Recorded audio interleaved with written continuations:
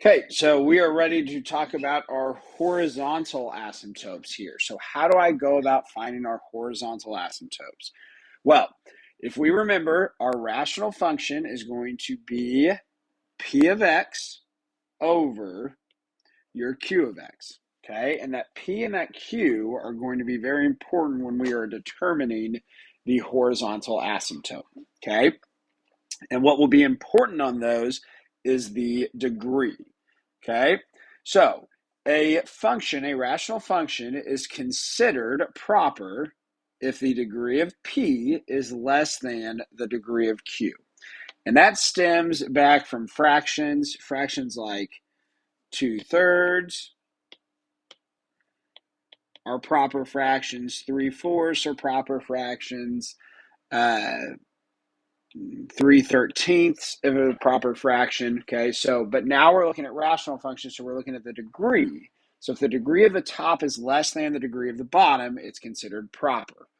Okay, now they will be considered improper if the degree of p equals the degree of q, or if the degree of p is greater than the degree of q. Okay, and those would be your fractions like your 3/3 is improper, 4 is improper, 5/4 is improper. Okay, so those are your improper fractions. Again, we'll be looking at degrees, but those degrees are going to be important. Okay, and it is important to know that your degree P will be referred to as will be referred to as N, and your degree Q will be referred to as M. Okay. Now, there was a procedure that you had to go about when you were finding your vertical asymptotes. And for here, it's not as much of a procedure as much as it is you have to remember the rules. Okay? So, if a rational function is proper, where n is less than m, your horizontal asymptote is always y equals 0. And that's it. Okay? So, if the degree of the top is less than the degree of the bottom, your horizontal asymptote is it's just predetermined, it is y equals 0. Okay? And you just write down your answer, y equals 0. Okay? Next, if a rational function is improper where n equals m, okay, it's improper where they equal each other, okay, then the horizontal asymptote will always be y equal the leading coefficient of the top divided by the leading coefficient of the bottom. Okay, so if I have an equation like f of x equals x squared plus 1 over x cubed plus 3x minus 2, okay, I know that this has a horizontal asymptote of y equals 0 because the degree of the top, which is 2, is less than the degree of the bottom, which is 3. Okay? If I have something like y equals 2x squared plus 3x plus 3 over x squared plus 4x plus 4, this is going to be degree 2 over degree 2, so it would be y equals my leading coefficient of 2 over my leading coefficient of 1. So y equals 2 would be my horizontal asymptote for that case there. Okay? So those are two rules that you need to remember. So let's practice those there. Okay? What is the degree of the top? Well, that's a degree 1. What's the degree of the bottom? Well, that's a degree 2. So the degree of the top is less than the bottom.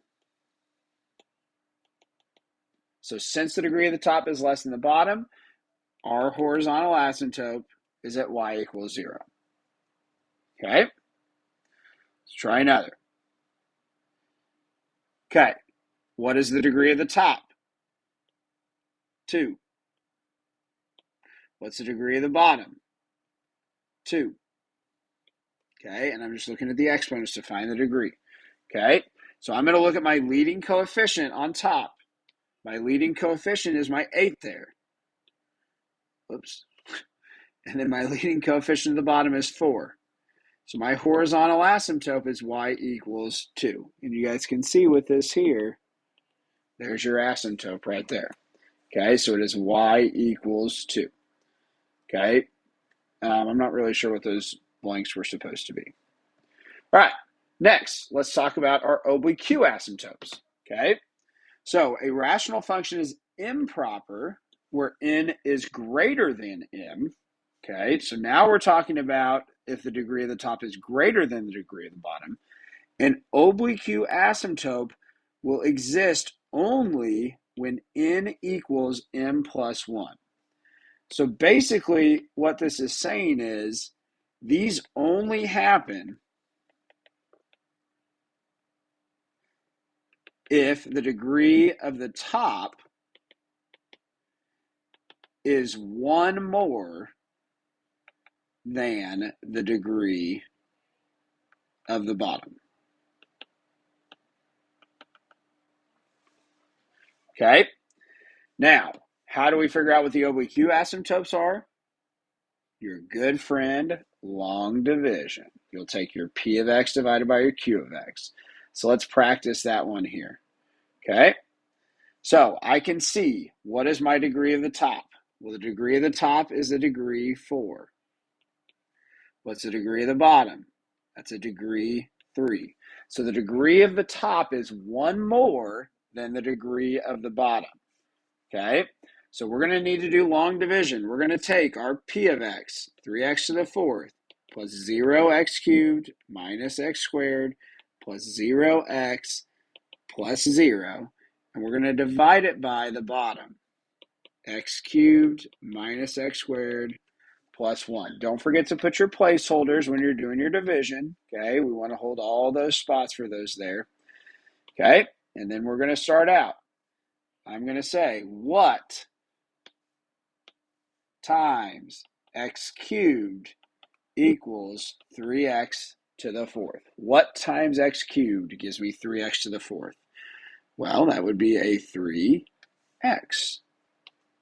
Okay, so I put my 3x up here. Now remember, I have to take that 3x times all 3 of these down there. So 3x times x cubed gives me 3x to the 4th. 3x times a negative x squared gives me a negative 3x cubed. 3x times 1 gives me a positive 3x. Okay, so positive 3x would end up being down here. Now remember, we draw the line and we change our signs. Okay, these cancel. I'm left with 3x cubed minus x squared plus, minus 3x plus 0. And I'm on to my next step. What times x cubed equals 3x cubed? Okay, well, for this one here, we would need a 3. So I go plus 3. And here's the exciting part. We stop. Because remember, our oblique asymptote is just going to be y equals mx plus b. So that would be 3x plus 3. We do not care what the remainder is. Okay? Once you do those first 2 steps and you get your 2 numbers, you can stop. That is going to be your oblique asymptote. Okay? So, what we have is we've got just some practice examples. That's what that one looks like. Okay? I want you guys to pause the video and try these 4 examples on your own. Okay, so the degree of the top here is a degree 1, and this one here is a degree 3. So the degree of the top is less than the degree of the bottom, which means y equals 0 is your horizontal asymptote. Okay, just got to remember that rule. The top of this is a degree 4. The bottom is a degree 4. This one, their degrees are the same. So it will be y equals the leading coefficient, which would be 12, over the leading coefficient, which is 6. So I get y equals 2 for my horizontal asymptote. So nothing too crazy with those, just remembering your rules. All right, next. Again, the question is find the horizontal or the oblique asymptote. It can be either one. The top is degree 3. The bottom is degree 2. So the top is one more than the bottom. Since the top is one more than the bottom, we need to do our long division.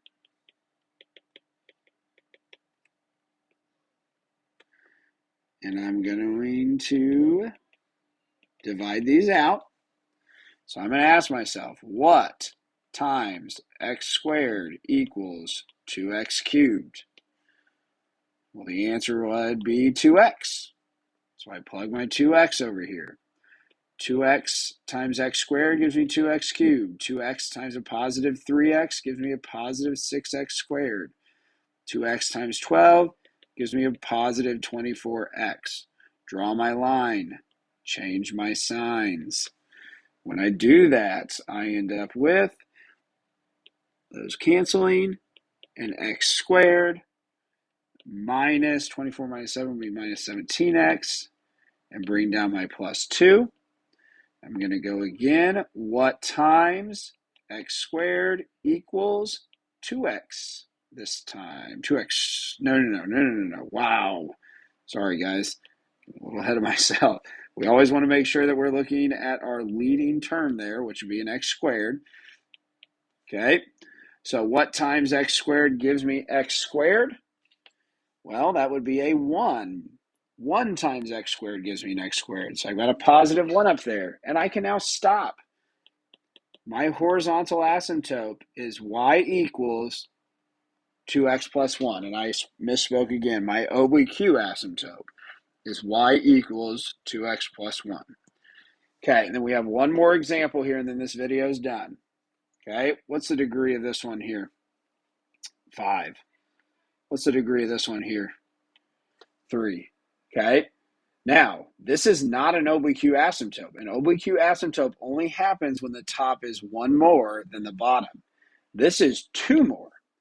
So finding the horizontal or the oblique asymptote, there is none on this one. There is not a horizontal and there is not an oblique asymptote on that example there. And that is how we go about finding all of the asymptotes on these rational functions.